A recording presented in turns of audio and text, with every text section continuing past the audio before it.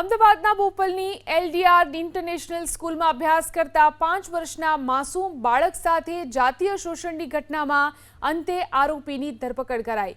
LDR international સ્કૂલમાં સફાઈ કર્મચારી તરીકે કામ કરતા પશાભાઈએ શાળા પરિસરમાં જ 5 વર્ષના માસૂમ બાળક સાથે અયોગ્ય શારીરિક વર્તન કરી જાતીય શોષણ આચર્યું હતું। આરોપીએ ભોગ બનનાર માસૂમ બાળકને ધમકાવ્યો હતો અને આ વાત કોઈને ન કહેવાની ધમકી આપી હતી। બાળકે આ અંગે પોતાના માતા-પિતાને જાણ કરતા જ વાલીએ તાત્કાલિક બોપલ પોલીસ સ્ટેશનમાં સંપર્ક કર્યો।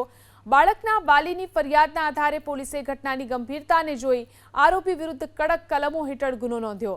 બોપલ પોલીસે ગણતરીના કલાકોમાં જ આરોપી પશાભાઈની ધરપકડ કરી।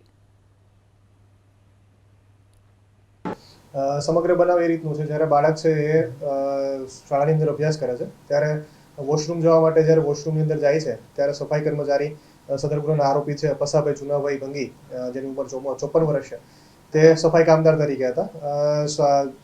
જે સફાઈ કામદાર પસાભાઈ આરોપી છે તેમનો મુખ્ય કામગીરી વોશરૂમની અંદર સફાઈ કરવાનું હતું અને બાળકને વોશરૂમ કરવા માટે વોશરૂમની અંદર લઈ જવાનું હતું। સમગ્ર તપાસ દરમિયાન બહાર આવેલું છે કે પસાભાઈ છે એ વોશરૂમ કરાવતી વખતે બાળકને શારીરિક કડપલા કરેલા છે અને તેમની સાથે શારીરિક શોષણ કરેલું છે।